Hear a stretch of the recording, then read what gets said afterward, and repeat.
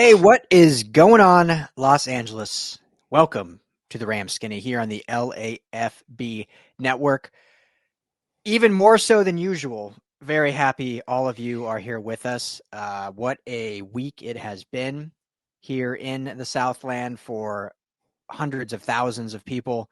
We'll talk all about it because it directly relates to us. And obviously, this is a Rams show, but it affected the Rams, and it still is affecting the Rams. And this game, this playoff game that we're going to preview between the Rams and Vikings. And so it all ties in. And man, it's crazy. We'll get into it, but I think there's been some positive come out of it that we'll talk about. I mean, not that you ever want a tragedy like this happen. Obviously, those that for some reason maybe you just don't live in LA, but we're referring to these wildfires going on here in the Pasadena, Altadena area, in the Pacific Palisade area. I mean, there's fires all over Malibu, Hollywood, and we're still out of the woods yet. But anyway, we are so happy that all of you are here with us. Hope everyone is safe and with loved ones, and just grateful for all that you have. So we're thrilled that you guys are here. But Skinny, thrilled that you're here. Thrilled that you're good. We both live close. For those that listen to the show often, kind of know where we reside. I am in Pasadena. You are in Highland Park. So we are very close to everything that's been going on here in the Eaton Canyon and the Altadena fire. So how are you, man? I mean, obviously you're here. You're at home. I'm at my house now after being away for a few days. But how are you doing? Yeah, I mean, I am so grateful that I am not evacuated from my home. I have several friends that have migrated to to other places. A couple people in Newport Beach now.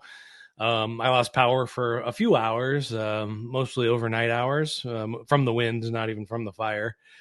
But yeah, I mean, all things considered, I'm so happy that you're safe and I'm safe, and all of our friends and family are safe. Now, you have a friend who lost a house, and I did too. In Altadena, my friends Mike and Wendy, their house burnt down. Now, not too far from you, there was a block where several houses burned down, but my other friends, Will and Michelle, their house somehow escaped it. So they're right over by Pasadena High School, so it's kind of right in the epicenter there. But yeah, it's just really incredible. Yeah, it's been a crazy week, and so happy you guys are good, and you had other stuff going on in terms of health and that, which went well, so glad to hear that. But yeah, we evacuated on Tuesday when everything started happening, and went to my sister-in-law's over in Covina.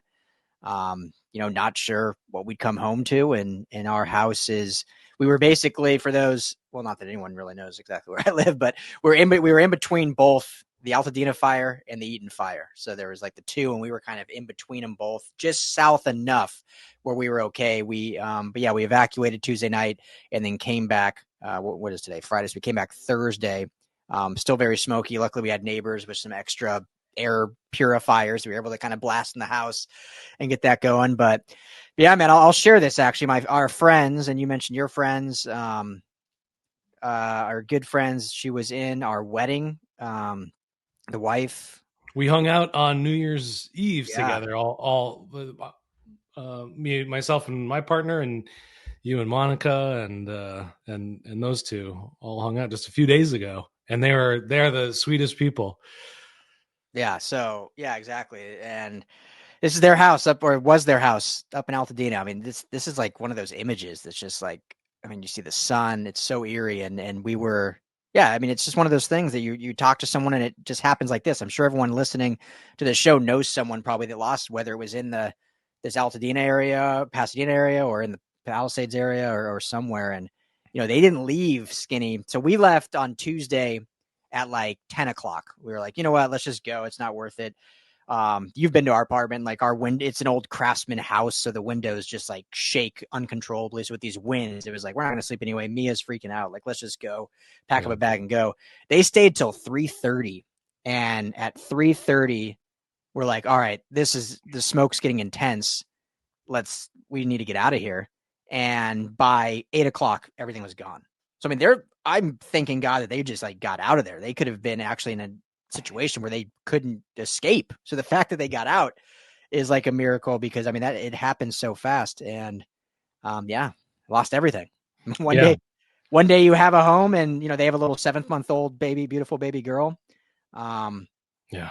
One day you have that, and the next you have absolutely nothing.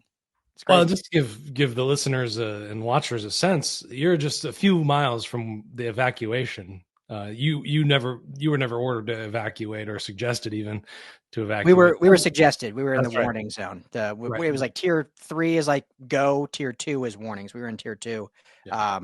but we were only 3. We live 3 miles from them, so 3 miles away from them. So sorry, go ahead. Yeah, no, that's perfect. And then I'm a little bit further out. I'm about 10 miles from them. So yeah. I wasn't sure if I wanted to do this, but I watched Notre Dame win Nice. last night Yeah, and look at you decked football. out. Yeah, I had to do it for the show. Yeah, Little celebration. I wasn't, but football, man, I wasn't sure. I didn't know if I wanted to. I didn't know if I wanted to take my mind off it, but it was a nice cure. It cheered me up for a little while. It took my mind off things for sure.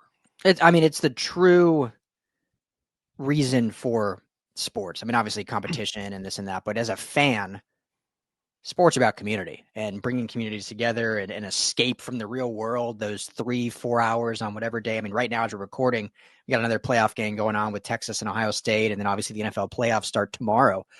Yeah, I mean, that's what sports are about. Whether you're in a stadium, in a bar, at home, it's about a community, and so it gives you that escape. And so luckily we have these games that can do that. And man, I mean, LA can do something special considering we have 2 teams in the playoffs. Obviously, the Rams, who we're going to talk about, playing Monday against the Vikings, but the Chargers play tomorrow in Houston.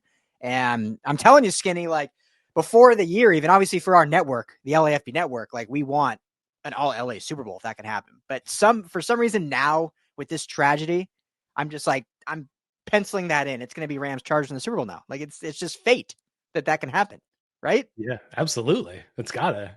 Yeah. We're LA strong now.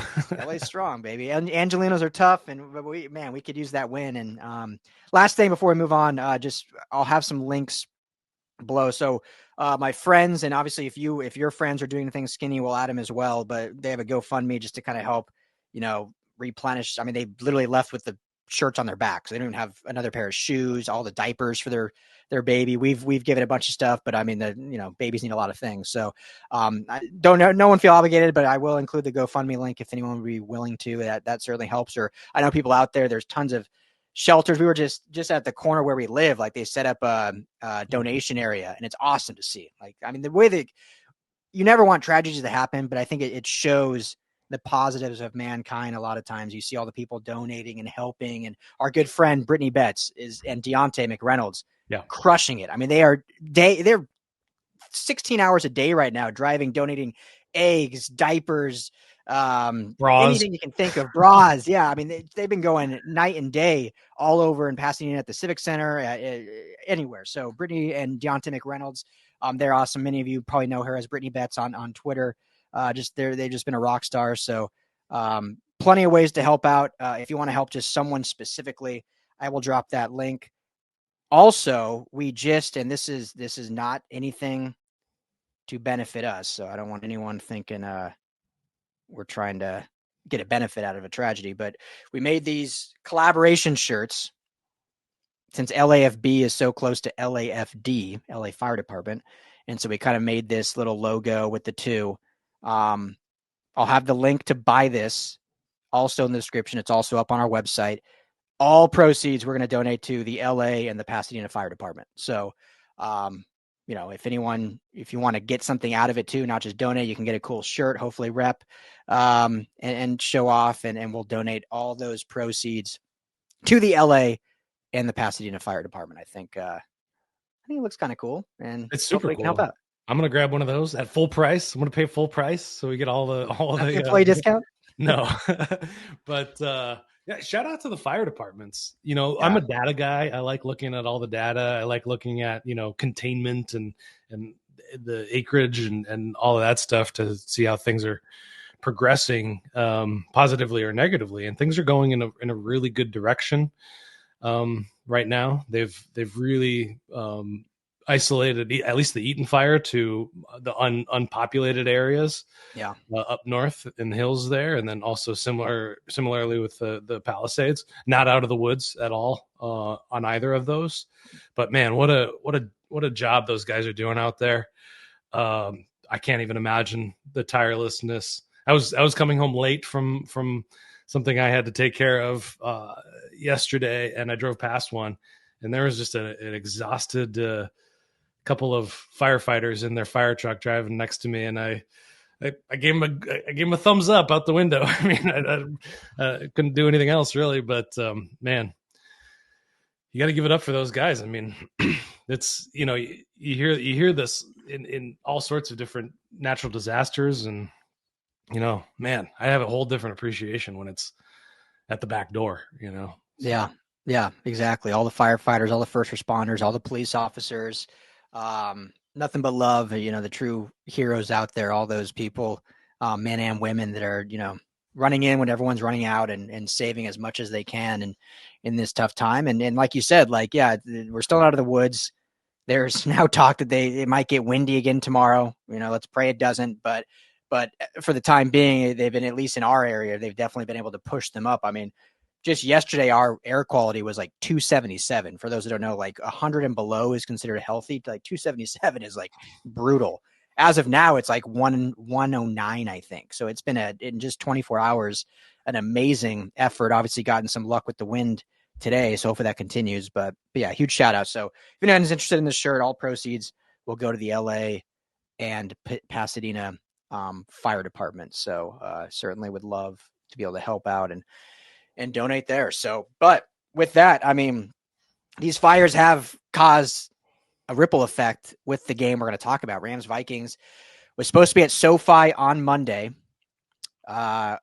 Because of the Monday time, we thought like, okay, well, maybe that'll be enough time that everything will go on without any issue. Now, I was on a radio show on Wednesday, I think.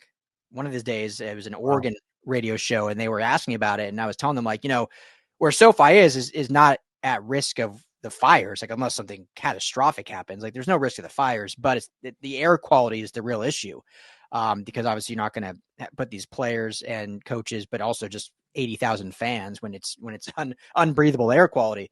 So it looked like things were going, and then just yesterday, more fires popping up. I mean, I'm sure you saw that photo, Skinny, like at their facility in Woodland Hills, like the West Hills fire just started out of nowhere. So that was enough for the NFL to call it, and contingency plan was in place. The game will be played in Glendale, Arizona at the Arizona Cardinals stadium down there, State Farm, a beautiful stadium down in Glendale. We were out there for the Super Bowl just 2 years ago. And the Cardinals class organization doing a lot to help out the Rams and the Rams fans. But I guess just, I've probably been talking a lot more than you. So just your thoughts on, obviously this was the right decision, but your thoughts on the move and kind of what it means for this game.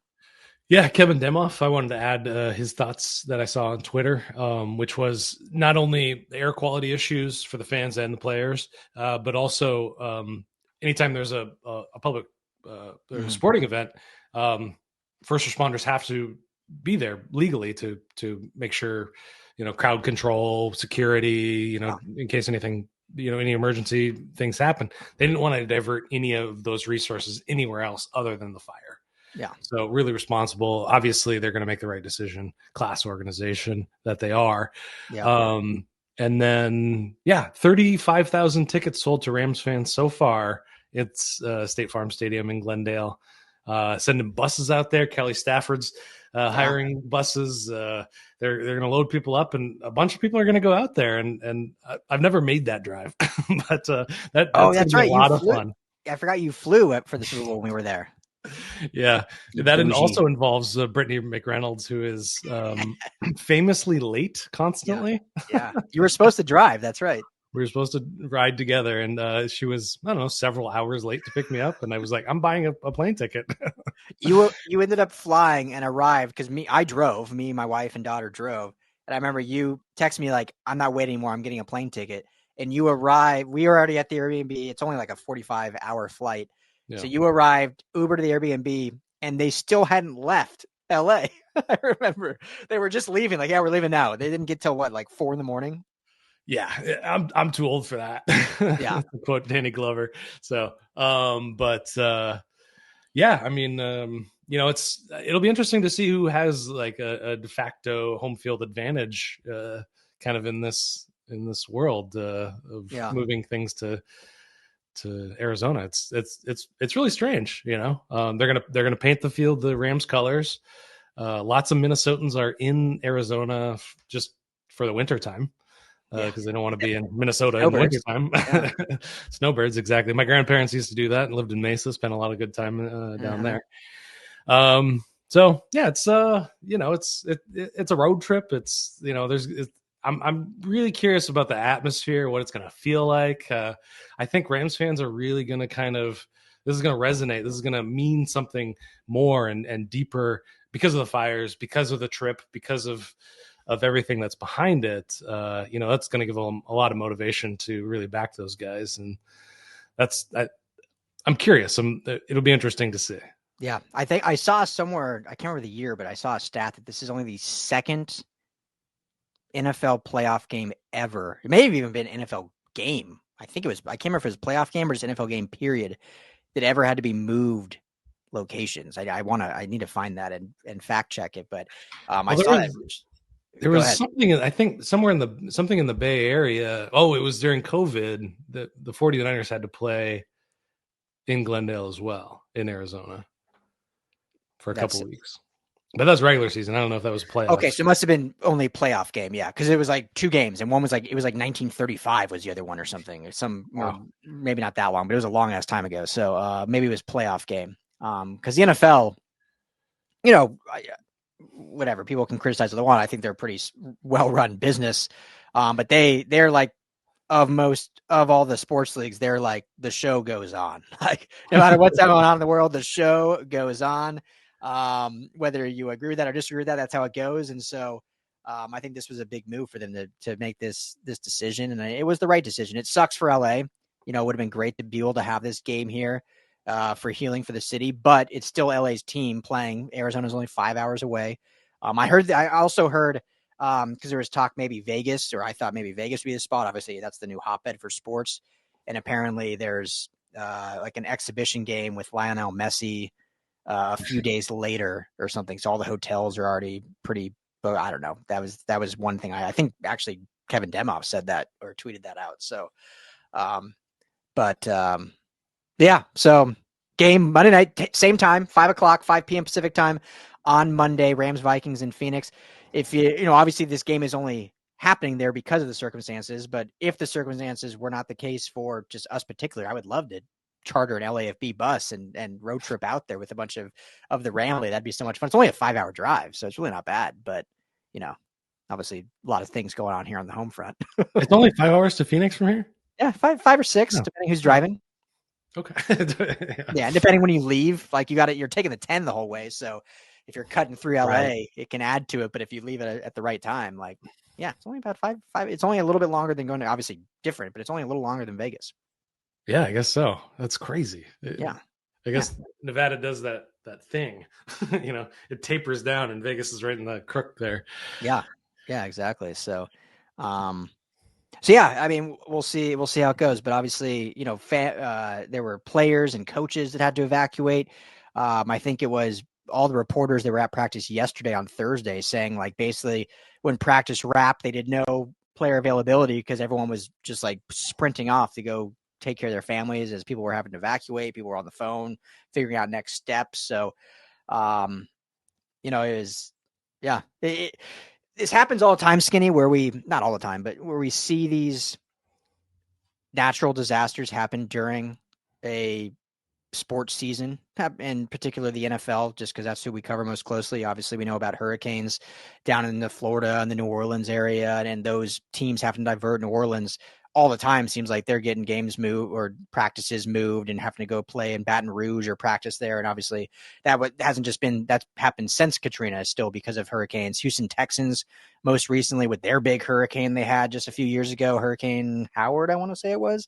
And so this is nothing new, but this is the first that I can remember that's like us at home like that's Yeah. happened here, and it definitely hits. And not saying the other ones weren't meaningful and we didn't like take solace in those situations, but you don't know until you're in it.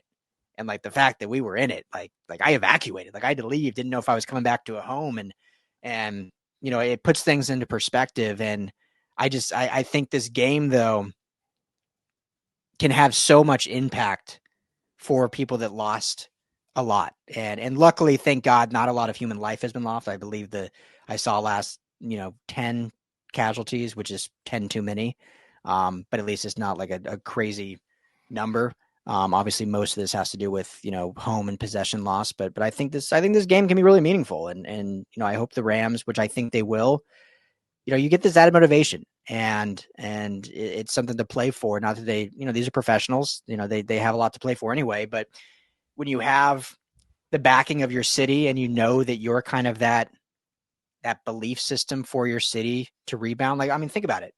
After Katrina, the Saints went on and won the Super Bowl. Like, I mean, how poetic is that? After 9/11, the Yankees were one game away from winning the World Series. The Diamondbacks ended up winning that, but like the Yankees went on this run after 9/11, and it's just kind of like one of those things that it just gives you that added motivation. And so not to segue into something funny, but talking about motivation, we just found out today that Coach Sean McVay, who's usually not one for bulletin board material, or maybe just people don't report on it, He took offense. but it came out today. He has a screenshot posted in the locker room of when Dan Campbell told Kevin O'Connell, "See you in 2 weeks," alluding to that the Vikings will be getting past the Rams to play the Lions next. What do you think of that? Yeah, if you're going to motivate people, that's bulletin board material is good, especially for this young squad, especially for the defense. I think they're going to take that real personally. They're kneecap biters themselves. So I think that, if you have a wily old vet there, I don't think Matthew Stafford's thinking anything about that. I don't think Cooper Kupp's really thinking about it. But, I think, you get some Jared of these. Verse probably is. What's that? Jared Verse probably is. Yeah. Yeah, I think so. I think he has a chip on his shoulder. Braden Fisk too, I think. So, yeah. And it goes back to, it's the other side of the coin of what you were just talking about. It can help focus, and similarly to what I was talking about with watching Notre Dame win was, it's a good distraction too. It makes you think about other things other than what's going on at your house or with the rest of the city or, friends and family. So, I don't mean to bring it back to something serious, but, maybe that was the motivation for it. It was like, hey, don't look over there. Look at this guy. Look at this loud mouth talking about how the Vikings are just going to sweep us under the rug. So I'm all for it. I love football. This is a big part of football. I think about this a lot, how many bad days at work have you had just because you've been in a bad mood or woke up on the wrong side of the bed? Like these guys got to go out and they got to put like maximum effort and show up physically and mentally and emotionally. Yeah. I do this myself. I have all these, secret enemies in my head, people on Twitter that I don't like. And, like that Jordan thing, it's like, I took that personally. Yeah. You were surprised by this. Jamal wasn't. I'm a very competitive person. Yeah. I don't show it. And I'm not like, I'm not on team sports or anything like that, but, I'm very competitive. So I do the same thing. I've got the Dan Campbell screenshot up version for myself. As you're laying in bed, is it about on your ceiling? Yeah, exactly. Yeah, you should see the office that Skinny's in. Like the camera's the other way. He's got like the wall, from Always Sunny in Philadelphia, and like all the different stuff, the smatterings on the wall. It's all the Twitter feuds that he's just holding on to. I keep receipts, man. Inside. Yeah, the safe way. Well, it implodes. It'll kill me one day. Yeah, for sure. One day. But yeah, no, I think it's great. Why not? And so, okay, so we can quickly kind of actually preview this game. This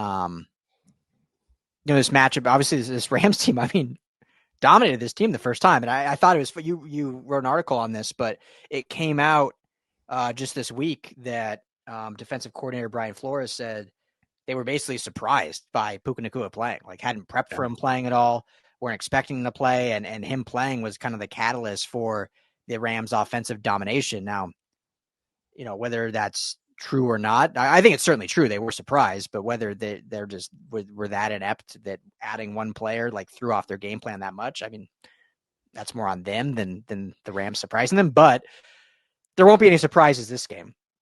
So this offense and the lack of explosion that they've had over the previous, not including the backups last week, but the previous 3 weeks dating back until after the Buffalo game. That sentence made no sense. But after the Buffalo game, the 3 weeks succeeding those, this offense has really struggled. Do you think, does it concern you that now the Vikings know what they're getting into? They know how poor they played the first matchup, and they've seen how bad this offense has looked in 3 consecutive weeks. Does that concern you that this defense can really kind of have their way?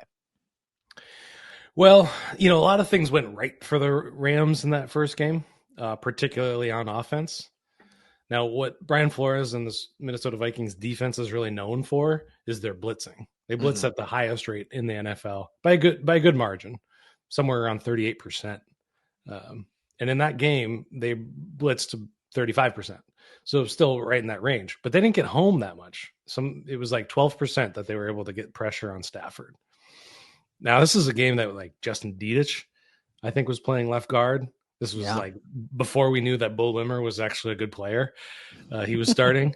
And so, that definitely helped. And one of the things that McVay did to counteract that is he played a lot of 12 personnel. Some of the most he's ever played in his entire coaching career, somewhere up in the 40s. There's been years where they've played fewer snaps an entire year of 12 personnel than they did against the Vikings. Yeah. So they were able to really mitigate that pressure and shut it down. So, I said that there was one thing that I wanted to talk about in this preview in our last episode. And that's the running game. And we talk about the running game every week, but this is a way that they can really gash this team. Minnesota's good against the run.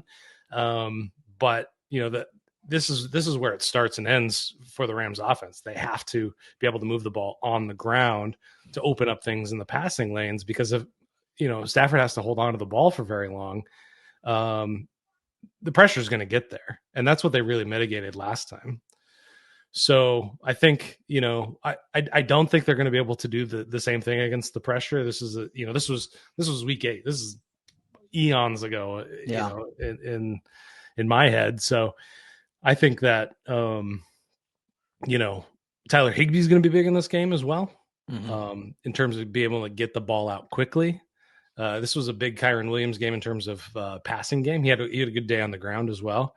But they were on the ground. They were able to pick up, 12-yard gains. Kyren Williams is like a 5-6 yard back. In this game, he was a 10, 12-yard back.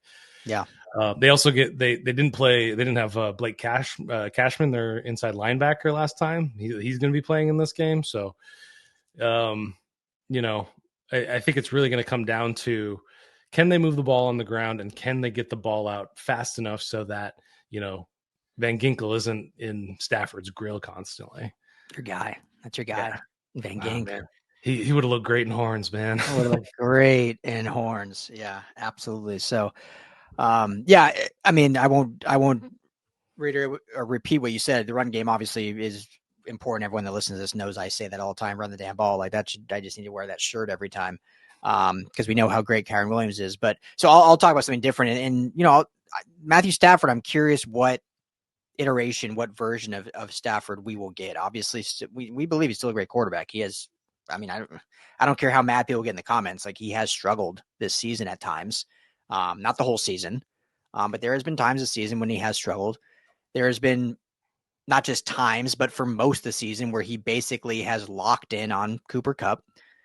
You saw last week, and I don't want anyone to misinterpret this. I'm not saying Jimmy Garoppolo is better than Matthew Stafford, but you saw last week Jimmy Garoppolo operated the system fairly well in terms of spreading the ball around. I mean, you look at 3 to DeMarcus, 5 to Higbee, 5 to Tutu, 3 to Tyler Johnson. Like it was the ball was going to who was open or who the play call was deemed to go.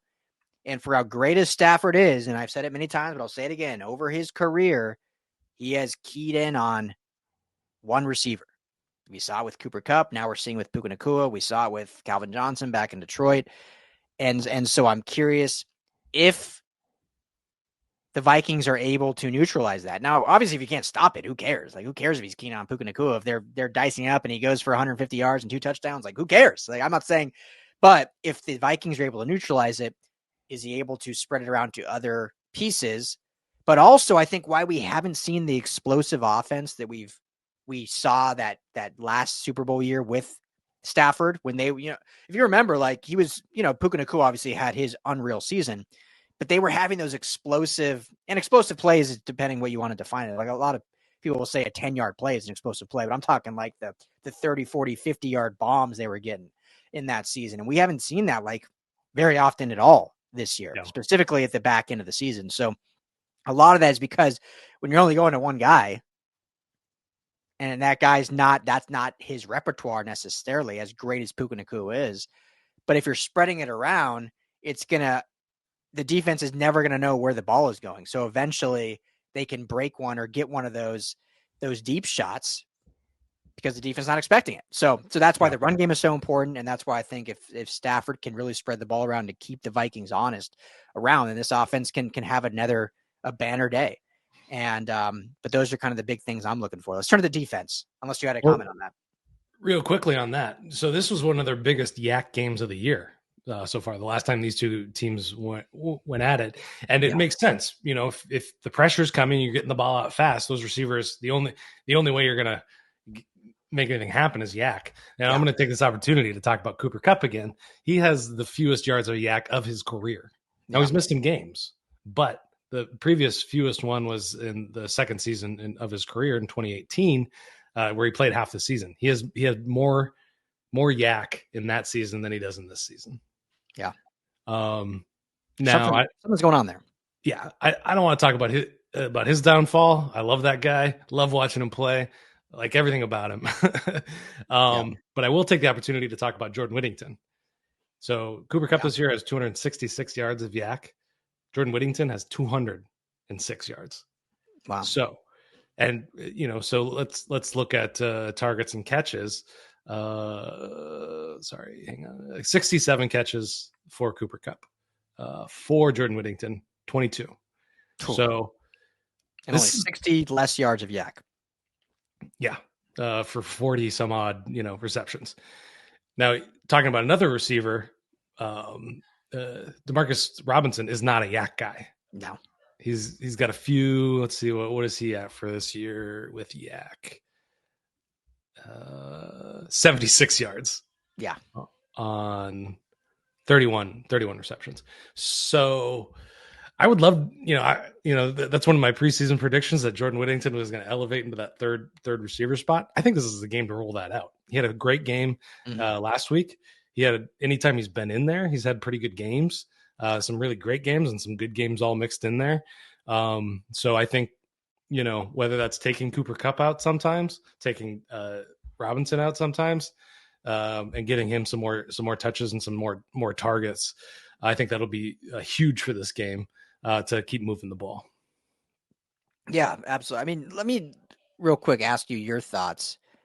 Like, why do you think Kupp's yak is so much lower? Like, do you think it's just an athletic drop off from him in terms of speed? Do you think it's play calling and kind of route distribution of what he is actually getting, his plays called? I mean, I know we've seen in years past, like him running out of the slot. There's all of these outside routes, these quick kind of intermediate passes, get the ball in his hands and let him go in space.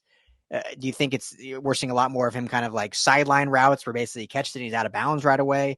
Like, what do you attribute, in your opinion, to his yak being so down this year? Yeah, I think it's a combination of things. I think, I don't think he has that kind of wiggle and slipperiness. That was kind of the definition of what made him really special as a receiver. I think he's lost a bit of that percentage of his ability to do that. But also, I think Sean McVay is trying to extend his career as long as possible because he can still make catches. He's great at the catch point. He can still get open. I don't think he has the same separation. But we've seen him have good games and big games this year post injury. So I think Kupp's moving into that role. A lot of those kind of, we're not seeing a lot of bubble screens going towards Cooper Kupp for good reason. We don't want him, with 3 or 4 defenders trying to take him down on every catch. So yeah, I mean, I think. Do you have in front of you his yak in 21? It was like 1,000 yards. It was 1,070 yards. That's including the postseason. So part of it, I mean, also is just actual snaps. Like obviously he's missed some games, but I mean we've seen games where he's in the past, like he was every offensive play he was out there. If he was healthy, he was out there. Like they're having different personnel packages, I think, this year where he's not out as much. And just to give everyone like context or comparison. So in 21, that Triple Crown year, from the slot, 829 snaps, from wideout, 447 snaps. So I'm not a mathematician, but that's almost 1,300 total snaps. This season, from the slot, 401 snaps, wide receiver, 233 snaps. So 630, I mean, less than half the snaps. So, I mean, I think that's part of it too. And he missed obviously some time, but he missed week 3 to week 7. So 4 to 5 games, which is, is a good amount, but that 4 to 5 games typically would not equate to less than half the snap count. So obviously, even in the games he is playing, they are doing different personnel packages to have him out there. And whether that's to get other guys reps, whether that is more 12 personnel, like you're saying, and we're seeing them doing and having more tight ends out there. And obviously, in 21, he was the guy. Now it's very clear Puka Nacua is the guy. So anyway, none of this is harping on Cooper Kupp. It's just kind of piecing together why the production is what it is. Now, this could be an opportunity for a classic Cooper Kupp game. I said just, 15 minutes ago or 10 minutes ago when we started this segment, the Vikings were caught off guard that Puka Nacua played. They were not prepared for Puka Nacua. So, and I said the Rams don't have anything. There's no surprise here they can bring. Everyone's healthy. The one thing they could do, Skinny, is they've been building up this, not even building up, it's just been a fact that the Puka Nacua show has been the offense since that game. So maybe the element of surprise is like, Cooper Kupp still got it, baby. This is the Cooper Kupp game that we're going to pepper him and we're going to get that yak back and show the world that Cooper Kupp still got it. Maybe this is his game and that can be the element of surprise. That can be the Trojan horse, if you will, against these Norse Vikings. What are what's Eastern Washington's mascot? Pirates, I think. I think they're the Pirates. Is that right? No. This is the pirate ship. I don't know. Yeah, whatever. Well, I have to know. So while you're talking, I'll look it up. Yeah, I was comparing him to Gronk in the last episode, and I think that's probably pretty good because I mean Gronk's last season did not look good. He didn't look healthy out there. This big guy lumbering around. But when push came to shove, I mean he was still Gronk. He was still Gronk, and Sean McVay looks at this guy and he says, "Cooper, you got 4 games in you.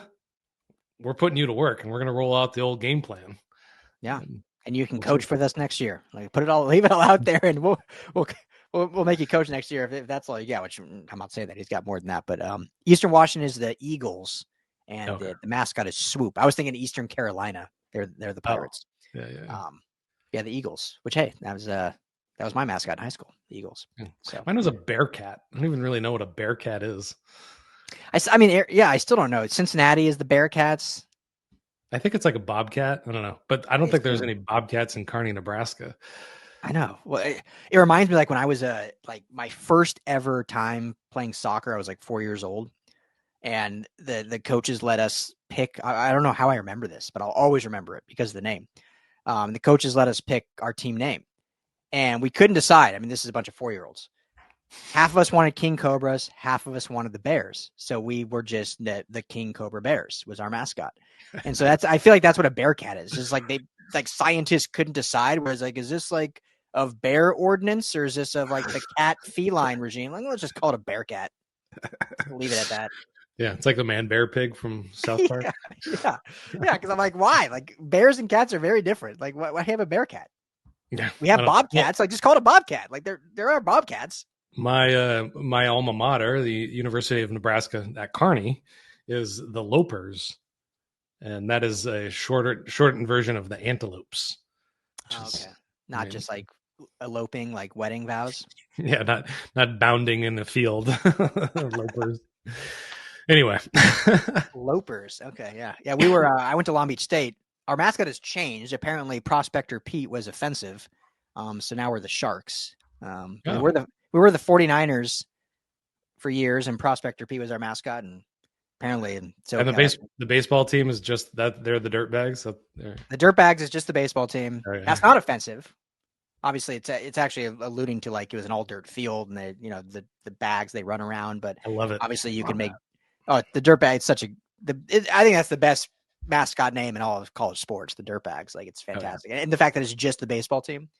But yeah, Long Beach State now is the Sharks, which doesn't make any sense to me. But anyway, that's a whole other conversation. So, all right, let's talk defense real quick. I know we're getting here. A lot to talk about today. Obviously, a lot going on this week. Again, thanks everyone for hanging out with us, and hopefully we can provide some relief for many out there or whatnot. And hopefully this game provides a lot. I can't wait. It's gonna be a great, fantastic game. So this defense, Skinny. I mean, let me just ask you this straight up. This offseason, we talked a lot, like the biggest question of this team was the defense. And we said, they invested heavily. It's the most expensive offense in football. The defense is one of the cheapest in football. The offense is going to be dominant. The defense needs to just be okay, and this team will be all right. And this has flipped as the season's gone. The offense has not been good. The defense has been pretty damn elite. I know they have not played some of these top-tier offenses, but they've been pretty damn good. Do you think this defense is actually legit, or is it the offenses they're playing, or just what's your thoughts on just this overall defense heading into these playoffs? It's tough because if you look at some of the advanced metrics, your DVOAs, your EPA per plays, your success rates, they're nothing special. I don't want to. I'm always offending people on this apparently, but there's some special players on the defense. Yeah, and there's some guys that are just dudes that are filling up. I don't want to say filling up space, but they're they're a role player for now. Yeah, until they figure something else out.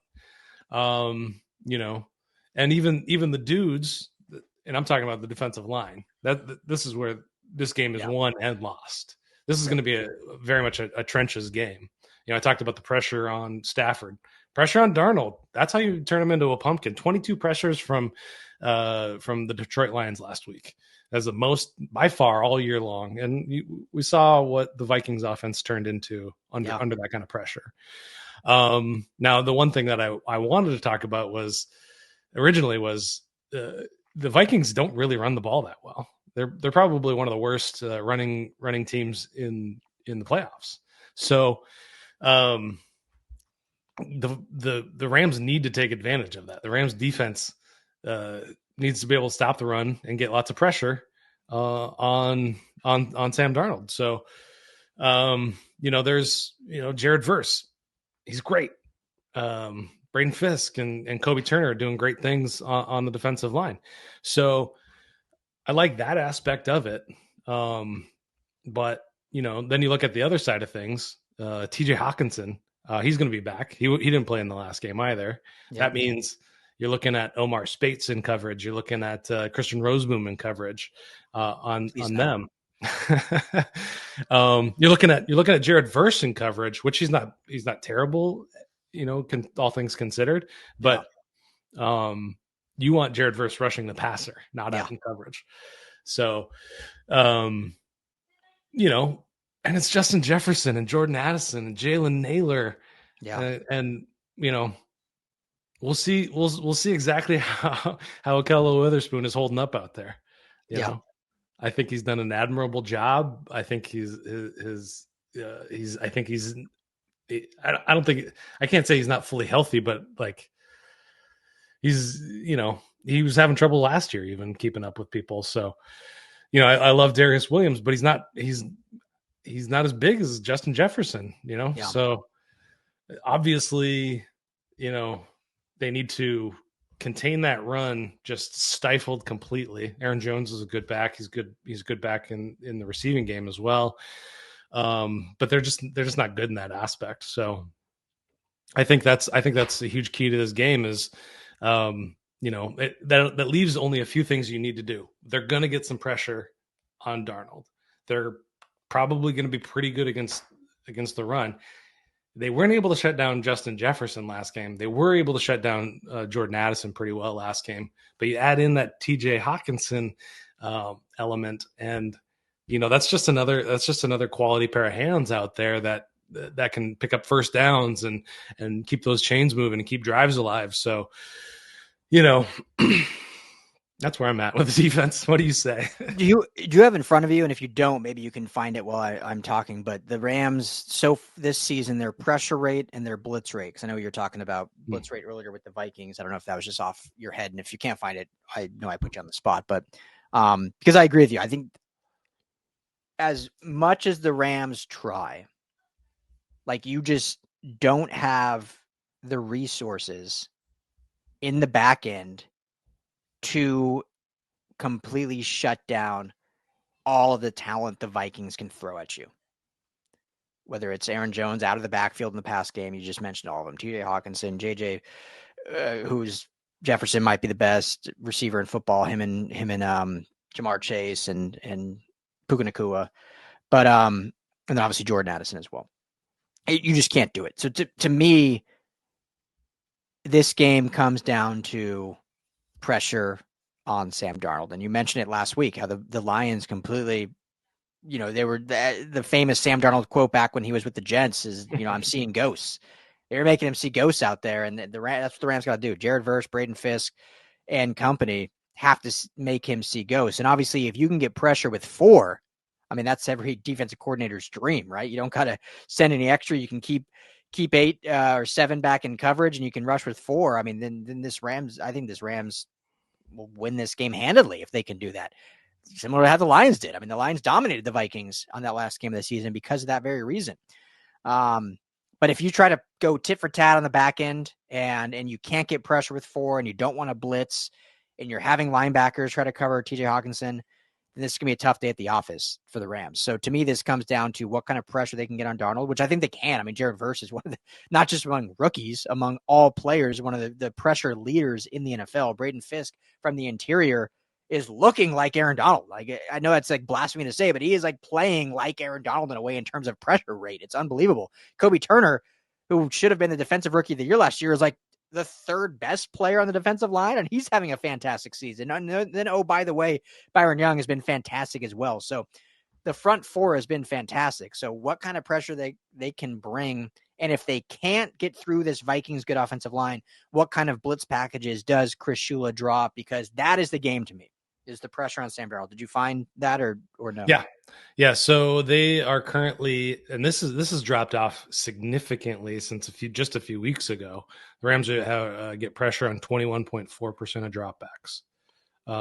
Just kind of eyeballing it. They don't have the actual number here, but definitely bottom half of the league, maybe 11th, 12th worst, something like that.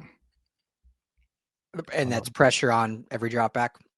Yeah, pressure on all 24%. Yeah. 21. And then they blitz at a low rate too. So they're at 23%. And again, probably about the same in terms of where they rank in the league. I always like to compare it to the competition that they're going up against. So it's, just looking at other playoff teams. The Chargers actually have a worse pressure rate, which is incredible because they have Joey Bosa and Khalil Mack. But do they really? Wow. Yeah, 19.8%. And how are I don't know if I believe these statistics because 18% for the Eagles. Who's number one? Dallas Cowboys. Okay, where are the Broncos at? Because I know They're number two. They lead the NFL in sacks. So okay, they're two. Yeah, and this is pressure rate, not just sacks. But right. So okay, no, yeah. So I was just curious because I'm in a lot of games, like the reason why, and every coach. I'm not going to speak for what coaches believe, but based on coaches I've talked to, the philosophy is like, obviously you have your defense drawn up, your scheme, your style that you want to play. But the reason why you don't blitz, because a lot of people are like, why don't you just blitz every play if it works? Like blitz every play. But there are quarterbacks that are better against blitz than others, whether that be escaping blitz with their legs, whether that be they can just read and dissect a defense quicker. Like Tom Brady. Tom Brady was great against the blitz. Like he was terrible against pressure. And that's what's so hard to kind of understand. Like if you pressured Brady, he would fold like a chair and usually would go down without even getting touched. But if you blitzed him and that blitz got picked up even for a second, he was able to dissect that and find or he could read it even before the blitz came and basically know, okay, they're sending an extra blitzer, like this guy's going to be open. As much as I love Sam Darnold, I know he's a Trojan. I want him to be in horns potentially, to be Matthew Stafford, etc. I think he's a really good quarterback. I would not say Sam Darnold is particularly great against the blitz or for sure against pressure. So if I'm Chris Shula, you said what's their blitz rate? You said 21%, or that was a pressure rate? 23 and change, yeah. I'm blitzing 50%. I'm blitzing 50%, sending at least one extra, whether that's a DB blitz, a safety blitz, or a linebacker blitz. People can call me crazy, but I'm blitzing 50% of the time against this Vikings offense. That is, to me, is the best shot you have slowing them down, because Sam Darnold, to me, and I don't have the numbers right in front of me, but just watching Sam Darnold's career, even dating back to USC, not great against the blitz. It's funny you mention that, because I mean, by the eye test and by the numbers, he's not. I mean, we know this much is true, and I am trying to pull up the game here to see how much, because I feel like the Rams blitzed kind of a high percentage in the last. Did. Oh, just 8 dropbacks. Well, it's 27%, so a slight uptick, but okay. Yeah, no, I mean, they were, yeah, all right. But if you remember in that game, I mean, the Vikings offense they were tit for tat with the Rams offense in the beginning. And then in the second half, the defense did clamp down and they were able to, do a little better. And obviously no TJ Hawkinson in that game, like you mentioned earlier. Well, Darisaw went out in that game as well. Darisaw went out, lost for the season. Yeah. And that was a big, big thing because then they were able to get pressure, which is 4. I mean, Jared Verse 8 after Darisaw went out. So I'm curious to see, but yeah, I would blitz. I mean, obviously you test it out early. If you can get pressure with 4, then obviously don't blitz. I mean, if Verse and Fisk are eating, then you're good. I mean, that's every coordinator's dream. Yeah. Well, and that leaves space open. Then we're talking, Justin Jefferson's just wide open, or Jordan Addison or TJ Hawkinson's just wide open. So yeah, I mean, I would probably lean that way too, especially just because, you have 2 incredible speed rushers off the edges with Byron Young and Jared Verse. They can get home real quick. So I think I like that strategy.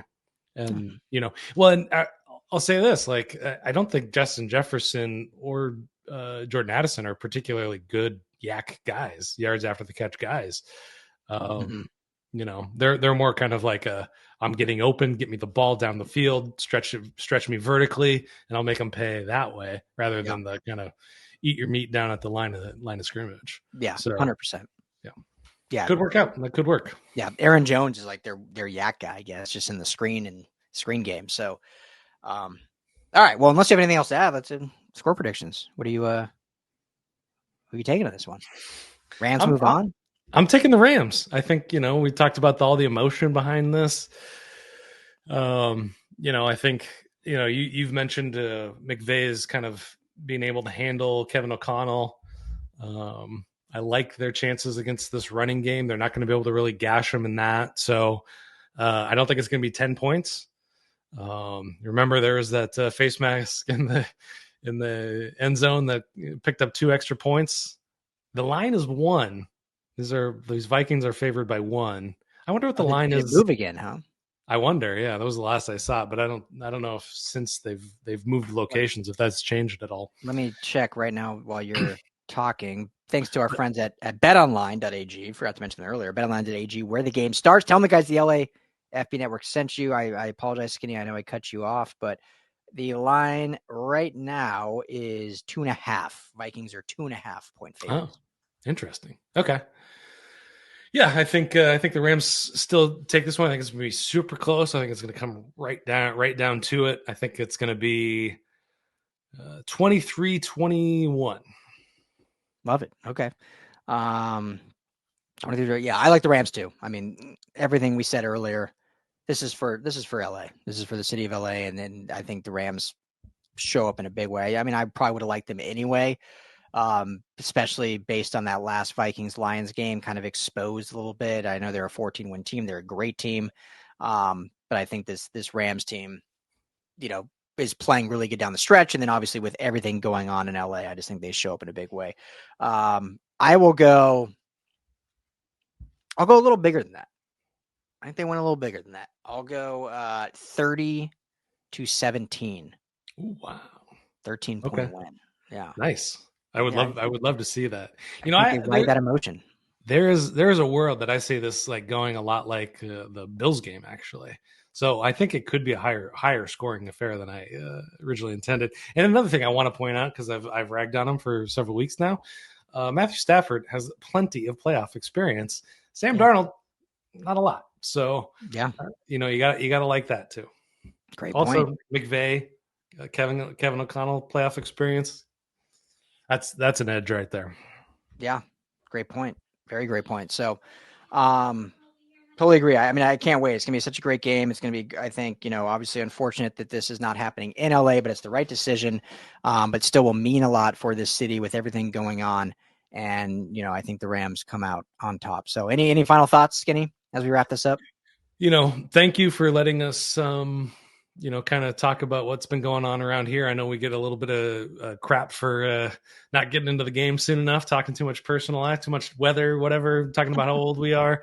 But we had to address it. We had to talk about it in some way because we're so close to it, and we are affected by it. We know so many people that are affected more dramatically than we've been affected by it. So appreciate that, guys. Yeah.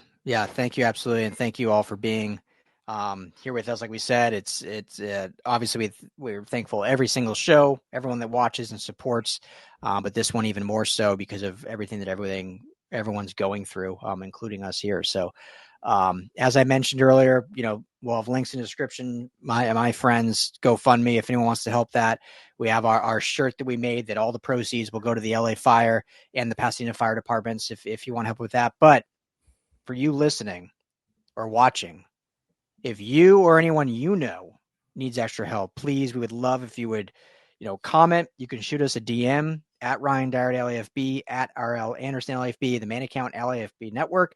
We would love to microphone though, just shout those out. If anyone needs extra help, we can personally potentially help. I mean, we both, as we know, we live here in LA. We are in the fabric of this city, and so if there are people in our community that need help, if it's you personally, if it's family or friends that maybe you live out of state, but people that live here and that someone else is hurting and needs that, we would love the opportunity to help, even if it's just exposing that and putting it out there from the reach that we have, or if it's something personally, physically we have. Like we said, our good friends, Brittany and Deontay are out there with many, many others on the concrete, on the asphalt, feet to the pavement, helping out. And so I know they would be willing to help, and we and many others we know can. So obviously I'm putting stuff in there that asking for help for others, but if you are one that needs help, please do not hesitate or feel embarrassed or anything. Just drop that in the comments, or if you want to keep it private, shoot us a DM on Twitter. If you're not on Twitter, I think we're both on Instagram. You can search for me, Ryan Dyer. You can email. I'll put my email in the description, ryan.dyrud@lafbnetwork.com. So if you want to keep that private, just let us know, but we want to help. I mean, the whole reason we started this network was to build community, and that's what everyone needs the most right now is community. So, and I think a Rams win, Skinny, will certainly help this community. It's going to be an LA Super Bowl, baby. I'm feeling it. Chargers, Rams, LA Super Bowl. I mean, the Chargers didn't, I mean, this isn't a Charger show, but they should, I think they were to smoke the Texans. Texans look terrible. Yeah, I mean, it's going to come down to pressure with that too. I think CJ Stroud can really mince it up, but not if Khalil Mack's taking him down. Yeah, CJ Stroud, LA kid, Rancho Cucamonga. Shout out, but anyway, thank you all. Be safe, be well, hug your loved ones, enjoy the game. I'm sure we'll talk all weekend long on Twitter and socials. We'll see if we do a live on Monday. I don't know if we'll do a live, but we'll talk and figure that out. We'll let everyone know. But thank you all for hanging out with us. Be safe, be well. Go Rams. Talk to you guys all soon.